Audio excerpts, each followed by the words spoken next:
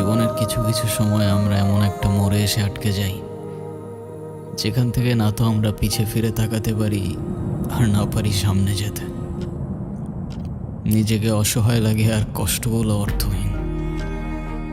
বেলা শেষে মনে হয় এ শহরে কি আমার জন্য এতটুকু ভালোবাসা ছিল না? হয়তো ছিল, কিন্তু শুধু আমার জন্য না।